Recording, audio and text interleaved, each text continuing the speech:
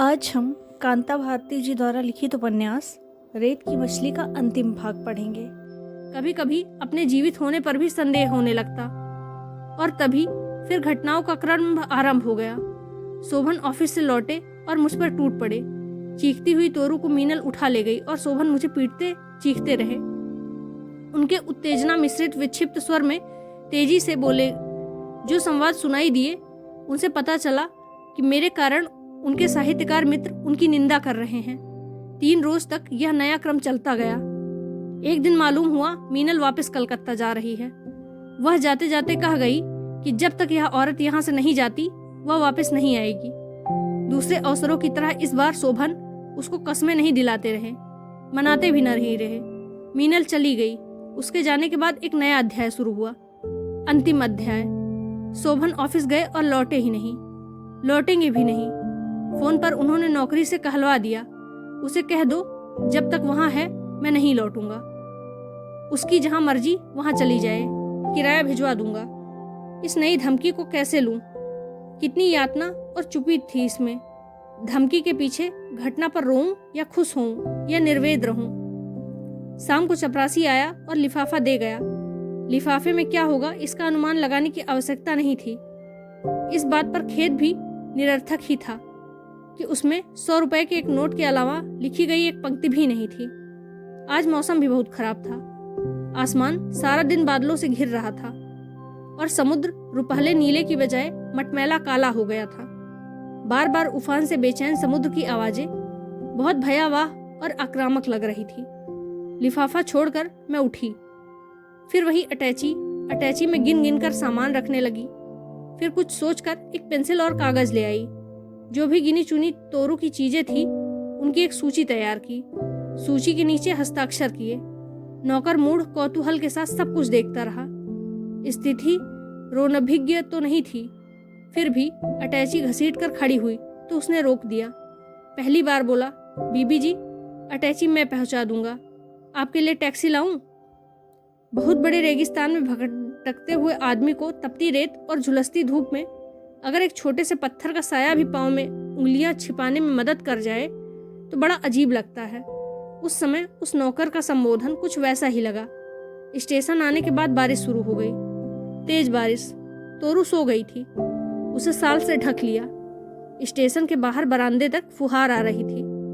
तपते हुए माथे पर वह फुहार महसूस करती हुई मैं सोचने लगी, जाऊं तो कहाँ जाऊं? शोभन की माँ के पास, अपने पिताजी के पास, या कहीं और, या फिर रेल की पटरियों पर? पराजित व्यक्तित्व संभवतः निर्णय लेने की शक्ति भी खो देता है, या कम से कम पहले के निर्णयों पर टिके रहने योग्य भी बिल्कुल नहीं रह जाता। शोभन की माँ के पास लौटने का अब कोई राह नहीं थी। तीसरी किसी जगह का अनुसंधान साधारण काम नहीं था। पिता के पास जाना तो उस दिन क्यों कहती कि जैसे भी रखेंगे शोभन के साथ ही रहूंगी।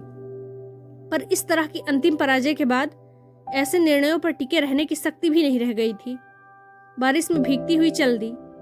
पिता के घर उतरी तो सब कहीं खुशकी थे। माँ की आंखों को छोड़कर जीवन भी तो इसी तरह वहां आ पहुंचा था, एकदम खुश्क। चारों ओर धूल उड़ती थी। हर कहीं दिशाओं पर छाया गर्द धुंधलापन। पिता है, माँ है, भाई बहन है, तोरू है। फिर भी रेत में भटकने छोड़ दिए जाने की अनुभूति टूटती नहीं थी। किसी ने विशेष कुछ नहीं पूछा। पूछा जाने लायक था ही क्या? सब कुछ मालूम था सबको। फिर भी लगता था प्रश्न के भयावह चेहरे मुझे घेर रहे हैं। अब क्या, आगे क्या? शोभन की बहन आई थी एक दिन। उस दिन लगा कि वह प्रश्न मुझसे संबोधित हों, यह स्वयं भी चाहती थी। बांध कहीं से टूट गया। पहली बार बांध टूटा। शोभन की बहन भी रोती रही, मैं भी और माँ भी। एक एक कर मैंने सब कुछ बता दिया उस दिन। लेकिन फिर वही प्रश्न, अब क्या, आगे क्या? जीवन कितना लंबा है और जीवन का इतना लंबा होना कितना डरावना होता है, इसका अनुभव मुझे जल्दी ही होने लगा। लोग जीवन को लंबा करना चाहते हैं और मैं उसे छोटा करना चाहती हूँ। बहुत सुबह नींद टूट जाती है। नींद क्या, उसे मूर्छा भी कहा जा सकता है तो बुरा नहीं होगा। उतनी ही सुबह नहा लेना। शरीर पर पानी गिरता तो लगता इसका गिरना कभी बंद ना हो, वह गिरता ही जाए। और इतना ही गिरे कि अंतर का ताप पिघल जाए, पर वह तब पानी कैसे पिघला सकता है। और इसके बाद ही शुरू हो जाता है पहाड़ सा दुर्गम दुर्लभ दिन। क्या कोई नौकरी की जाए? नौकरी, आनंद साहब की वह घटना साकार हो उठती है। एकमात्र नौकरी का वह घिनौना उपसंहार लांग कर फुलबगिया में उतरी थी। फुलबगिया के बाद अब फिर वही सिलसिला। इन्हीं रेगिस्तान जैसे लंबे लंबे दिनों में जाने कैसे मुझे एक पत्र आया। वायोवृद्ध आशीर्वाद से भाई जी ने आखिर खोज ही लिया। बड़ी पीड़ा से उन्होंने सूचना दी कि उन्हें सब कुछ मालूम हो गया है और वे मेरी सहायता के लिए 250 रुपये गीतकार कवि हरि जी के हाथ में भिजवा रहे हैं। पिछले कुछ अंधड़ भरे दिनों के बाद इन रुपयों के पीछे पहली बारिश जो भीगी थी, मिट्टी की गंध जैसी सद्भावना थी, उसकी प्रतीक्षा मैंने कई दिन की थी। बाद में पता चला, बहुत बाद में, कि साकी और जाम के प्यासे कवि को वह सद्भावना इतनी प्यारी लगी थी कि वह उसे उन 250 रुपयों सहित अपने बैंक में रखाया था। भाई जी को एक सप्ताह बाद उत्तर लिखा। उसके तुरंत बाद उन्होंने सूचना दी थी कि उन्होंने कुछ लोगों से बात की है। वे चाहते हैं कि दिल्ली में जहाँ कहीं रिक्त स्थान हो, उसकी सूचना मैं भाई जी को अविलंब दूं। रिक्त स्थानों को पता मैं कहाँ से लगाती? पिताजी को भी यह पता नहीं लगने देना चाहती थी कि मैं नौकरी करना चाहती हूँ, क्योंकि वे सोचते कि मैं अपने आप को भार मान रही हूँ। अखबार के कुछ विज्ञापन देखकर उनके बारे में भाई जी को लिखा था, लेकिन मन इतना बेचैन था कि भाई जी का उत्तर आने से पहले मैंने चुपचाप एक पता नोट कर लिया था। माँ की किसी सहेली से मिलने का बहाना करके बाहर चली आई थी। दुनिया भीड़, चारों ओर भागते हुए बदहवास लोग। मैंने अपने डर को किसी तरह दबाया। बस में कहाँ उतरना है यह भी मालूम नहीं था।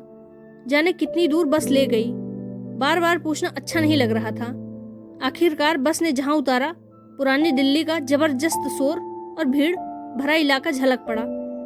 हर कोई बदहवास भाग रहा था, जैसे कहीं कोई खतरा उनका पीछा कर रहा हो। लेकिन इस भगदड़ के बीच में भी लोग जाने कहाँ से इतना समय मिल जाता था कि वे मुझे देखते, ठिठकते, फिर देखते, आगे बढ़ते और ठिठक कर फिर देखते।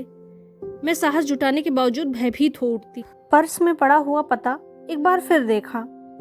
फूल वाली गली, धर्मशाला के पीछे, मकान नंबर 2732, शिशु विद्यालय। फूल वाली गली? पूछते पूछते और अजनबी निगाहों से टकराते हुए उस फूल वाली गली में मैं पहुंच गई। फूलों जैसी किसी भी चीज का वहां कल्पना करना भी कठिन था। कठिनाई से 2 व्यक्तियों के एक साथ गुजर सकने लायक भी गली में जगह नहीं थी। अब वहां छोटे छोटे गड़े हुए गड्ढे भी थे। गली के दोनों ओर रास्ते में कुछ ज्यादा ही चौड़े गंदे पानी की नालियां थी। नालियों के ऊपर सकरी छतों की तरह फैले हुए मकानों के सकरे चबूतरे। चबूतरों पर कौतूहल से भरी बूढ़ी औरतें, मैले बच्चे।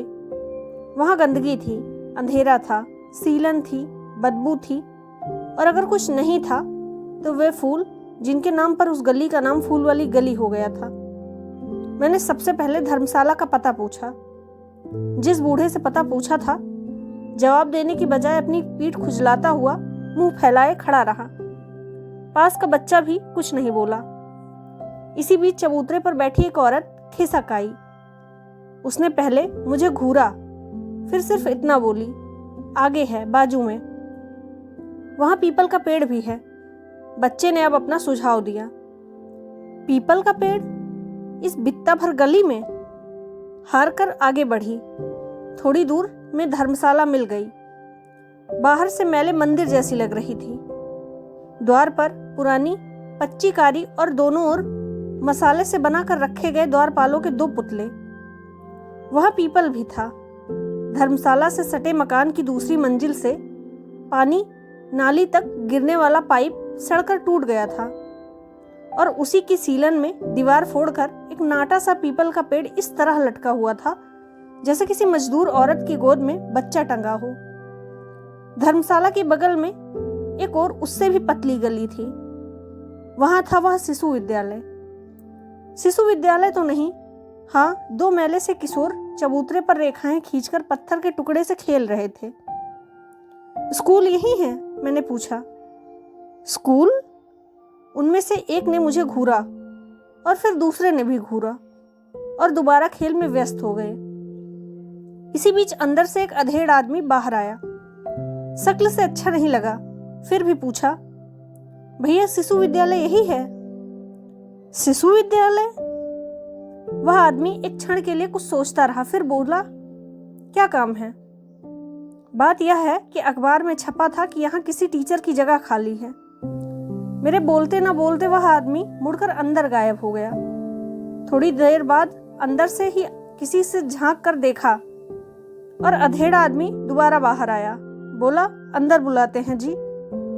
अंदर के नाम पर मेरा मन जाने कैसा हो आया, लेकिन अब लौटना संभव ही नहीं था। चौड़े दरवाजे के बाद सीलन और अंधेरी भली गली में एक छोटी सी गली थी। उसके बाद एक वैसा ही सकरा रास्ता, मैला सा आंगन, आंगन के चारों ओर कोठरियां जैसी। साथ वाले व्यक्ति की नजरें जैसे मुझे चुभ रही थी।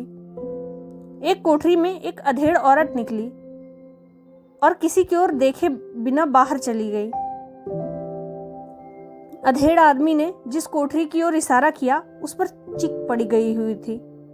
दरवाजे के पास एक लोहे का मोटा सा टुकड़ा तार से लटका गया था, जिसे घंटी की तरह इस्तेमाल किया जाता होगा। आंगन के कोने में दो टूटी फूटी बेंचों का ढेर और उसके बीच एक बदरंग काला तख्ता आधा लुढ़का पड़ा था। चिक के अंदर बिजली के बल्ब की सी फीकी रोशनी में एक भारी भरकम आदमी बेहद घिसी हुई मेज के पीछे बैठा हुआ था। मेज के इस ओर पटरे ठोक ठोक कर वह खड़ी की गई थी कुर्सी। आओ जी बैठो, भारी भरकम आदमी ने बेसुरी आवाज में कहा। उसकी आवाज बेहद पतली और भोंडी थी। वह बोला, मैं इस स्कूल का प्रिंसिपल हूं जी। बैठो, अभी बच्चों की छुट्टी है। मैंने प्रिंसिपल नाम की उस चीज को नमस्कार किया। मेरे बैठते ही वह बोला, क्या पियोगी, चाय या कोका कोला? अरे ओ एक कोका कोला ला। नहीं, तकलीफ मत करिए। बात यह है कि मेरी बात पूरी होने से पहले ही उसने कहा, चिंता ना करो जी, बात यह है कि वैकेंसी तो है, हम जरा अच्छी टीचर चाहते हैं। आराम से बैठ जाओ। देखो जी, तनख्वाह हम बढ़िया देते हैं, 100 सवा 100 तक दे देंगे। टीचर अच्छी चाहिए, टीचिंग में डिप्लोमा वगैरह। देखिए, वो डिप्लोमा तो नहीं है, वैसे मैं MA हूँ। मैंने हिचकिचा कर कहा। कोई बात नहीं जी, कोई बात नहीं। बात यह है कि हमारा ये स्कूल बड़ा तो नहीं है, मगर जी हम डिसिप्लिन चाहते हैं। पता नहीं कितनी बातें बोलता रहा और बोलता ही गया वह आदमी। बीच बीच में कोका कोला के लिए चिल्लाता था और फिर बोलने लगता था। उसकी बातों से लग रहा था कि वह नौकरी देने के लिए बिल्कुल तैयार है। पैसे बहुत कम ही थे, लेकिन उस हालत में किसी काम से अपना मन बांटना शायद किसी नौकरी से ज्यादा जरूरी था। पैसे बहुत कम ही थे। स्कूल के नाम की वह जगह अनाकर्षक थी। यह कहना तो उसकी तारीफ होगी, लेकिन उससे भी ज्यादा अप्रिय लग रहा था वह भारी भरकम, बहुत बोलने वाला बेसुरा आदमी।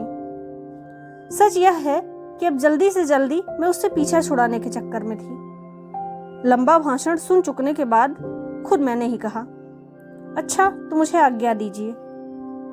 क्यों, क्या बात हो गई? वह लगभग बौखला गया। तुम्हें नौकरी नहीं चाहिए? जी नहीं, नौकरी तो चाहिए, मगर देर हो रही है, मुझे घर भी लौटना है, मैंने कहा। घर की बात करके मैंने शायद गलती की। वह घर के बारे में भी पूछने लग गया, जैसे कौन कौन है घर में, शादी हुई या नहीं, पति क्या करते हैं आदि। कठिनाई से मैं वहां से उठने पाई। वह आदमी बोला, चलिए मैं बाहर तक छोड़े देता हूँ। नहीं नहीं, आप तकलीफ मत कीजिए। नहीं जी, तकलीफ कैसी? मेरे मना करने के बावजूद भी वह कोका कोला ना आने के बाद बड़बड़ाता हुआ साथ चल पड़ा। गली तक आकर बोला, तो कल आओ, हमारे मैनेजर साहब भी कल होंगे, इसी टाइम आओगी ना?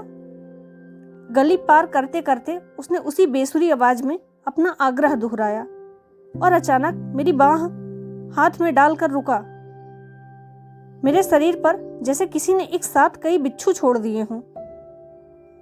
न जाने उत्तेजना में मैंने क्या कहा और कैसे उसका हाथ झटका। मैं बाहर आई तो चबूतरे पर बैठे दोनों किशोर विचित्र निगाहों से मुझे घूर रहे थे। स्कूटर करने की भी हिम्मत नहीं हुई। जैसे तैसे गिरती पड़ती मेन रोड तक आई। बराबर लग रहा था जैसे वह बेसुरी आवाज वाला आदमी मेरा पीछा कर रहा हो। घर आई, बिना किसी को अपनी हालत का पता दिए कमरे में पहुंच गई और रोई। देर तक रोती रही।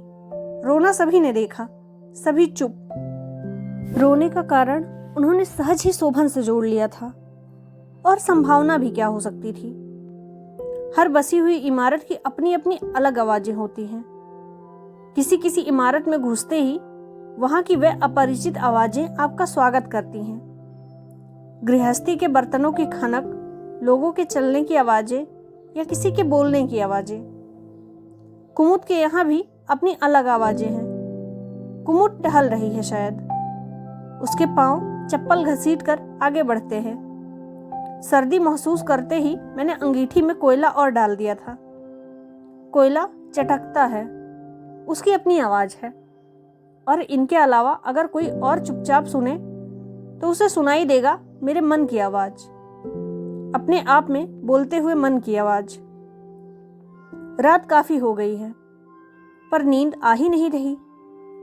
सोचती हूँ जले हुए कागजों में से कोई बाकी बचा हो तो उसे भी पलट पलट कर आग के हवाले कर दूं, फिर शायद नींद आ जाए। सुलगते हुए एक अतीत के भग से जलकर राख हो जाने के बाद शायद नींद आ जाए, या ना ही आए। नई जगह इतनी जल्दी मन सहज नहीं हो पाता। अतर सुइया के मकान में ही पहली बार कहाँ नींद आई थी। फिर मुंबई के उस फ्लैट में खिड़की ही तो रात भर खांसती रही थी। उसके बाद वापस माँ का घर, वहां नींद फिर नहीं आई। और उसके बाद वह हॉस्टल, बाप रे कैसी यातना थी उस जागरण में। छोटे छोटे कमरे के हल्के फुल्के दरवाजों से जाने कितनी तरह की आवाजें अंदर आ रही थी। कोई चीख, कोई गुनगुनाहट, कोई छीन झपट, कोई बर्तन गिरने की आवाज। अच्छा हुआ हॉस्टल छूट गया। केवल अविवाहिता और विधवाओं के लिए जगह थी वहां। मैं दोनों में से क्या हूं? विचित्र स्थिति है। भाई जी का पत्र आया था। सारी बातों का क्षोभ के साथ साथ उन्होंने सूचना दी थी कि वे मेरे भरण पोषण के लिए शोभन को मजबूर करने की कोशिश करेंगे। कैसा भरण पोषण? जो रिश्तों की खुली छाह में छिन गया, वह क्या कानून की कोठरी में दोबारा मिलेगा? अविवाहिता या विधवा, इन दो कानूनी शब्दों के बीच लुटे अपने व्यक्तित्व की छटपटाहट लिए अच्छा हुआ मैं उस हॉस्टल से बाहर आ गई थी। हॉस्टल मुझे रिश्तों का एक ऐसा कब्रिस्तान लगने लगा था जहां हर कदम किसी न किसी ऐसी कब्र पर पड़ता था जिससे मरे हुए संबंधों की दुर्गंध आती थी। अक्सर वह बदबू सुबह उठते ही दिमाग के अंदर कहीं छुपकर बैठ जाती थी और फिर सारे दिन अपने वहां होने वाली याद दिलाती थी। किसी के जीवन के सारे रिश्ते किसी एक ही तार से गूंथे होते हैं। तार टूटे तो रिश्ते का हर दाना छटक कर अलग हो जाना चाहता है। नींद नहीं आ रही, लेकिन आंखें पूरी तरह खुली भी नहीं हैं। कमरे के अंधेरे में लगता है जैसे जले हुए कागजों की राख से बार बार कुछ लपक उठता है। अब शून्य को इसके अलावा और कुछ भी भर भी नहीं सकता। काफी दिनों के बाद कुछ ऐसा लगा जैसे मोतियों की टूटी हुई माला के धागे में एक दाना और बच गया है। तोरू, आज वह मेरे साथ नहीं है। बस वही एक ऐसा संबंध है जो माला के बिखर जाने के बाद भी इस धागे में अटका हुआ है। तोरू शोभन के पास चली गई है। अपनी बेबसी नहीं, बल्कि प्रतिशोध की पहली पहचान के रूप में मैं उसे शोभन के पास छोड़ आई हूं। वह वहां है, इसलिए मेरे उस पर अधिकार की पहचान भी नहीं है, जो निरंतर शोभन के अंदर एक आदमी को खोजती रहेगी और उसे वहां ना पाकर शायद मुझे बता सकेगी। कमरे के इस निराकार अंधेरे में एक बहुत छोटी सी बात मुझे याद आ रही थी। तोरू को देने के बाद जब पहली बार नितांत अकेली होकर मैं उस घर में लौटूंगी तो मुझसे एक वाक्य अचानक टकरा गया था। शोभन ने ही किसी को सुना कर भी यह कहा था, देखता हूँ कैसे रहेगी। बात सीधे नहीं कही गई थी, क्योंकि उस वाक्य के स्वामी का आत्मविश्वास स्वयं उसके पास नहीं था। मरणांत यातना झेलता हुआ संज्ञा शून्य मेरा मन कुछ देर को स्तब्ध रह गया था, लेकिन उसके बाद उसी बहुत छोटे वाक्य ने मन में एक हरा भरा पौधा उगा दिया था, और वह आज भी मेरे साथ है। मानवीय संबंध टूट जाते हैं, वे टूट गए। उनके साथ जितना टूटना था मैं भी टूट गई थी और बिखर भी गई थी। कई बरस के अंतराल के बाद अचानक जब इस मोड़ पर पहुंची तो बेतरह टूट चुकी इन दीवारों पर वह अपना नितांत, अपना हरा भरा पौधा मेरे साथ हो लिया। इस विराट रेगिस्तान में यह नन्ही सी हरितिमा, यही तो मेरी अपनी है। एक दिन अभी थोड़े दिन पहले की ही अजीब घटना हो गई थी। उस छोटी सी घटना ने भी किसी अतल कुएं में कम गहराई नहीं थी। नौकरी का पहला दिन था। एक बड़े कमरे में बहुत बड़ी बड़ी अलमारियों के बीच 4-5 मेजें और मैं। दोपहर तक जाने क्या हुआ कि मैं बरबस रो पड़ी। संभव है यह रोना एक ठहराव पा जाने का आश्वासन ही रहा होगा। जितना अधिक मन में बांधना चाहा था, उतने ही अधिक वेग से बांध टूटा जा रहा था। उस कमरे में बैठी 2 स्त्रियों और 2 पुरुषों में से एक व्यक्ति ऐसा था जो मुझे कुछ देर ऐसे हतप्रद होकर देखता रहा और उसके बाद कमरे के बाहर चला गया था। बाकी 3 ना जाने कितनी तरह से मुझे चुप कराने की कोशिश करते रहे थे। वह चौथा व्यक्ति उस दिन दोबारा ऑफिस नहीं आया था। दूसरे दिन मैंने उसे देखा तो लगा वह काफी बदल चुका है। मुझसे सीनियर था, फिर भी उस दिन उसने मेरा काम खुद किया और चाहा कि मैं बिना कुछ किए वहां बैठी रहूं। आदमी के मन की बाहरी दीवार उतनी ठोस नहीं होती कि उस पार कुछ ना दिखे। जो कुछ उस पार दिखा उसे उस दिन सह जाने के अलावा कुछ चारा भी ना था। लेकिन दूसरे दिन मैंने खुद वह फाइलें बलात् बिना कुछ कहे उसकी मेज से उठा ली।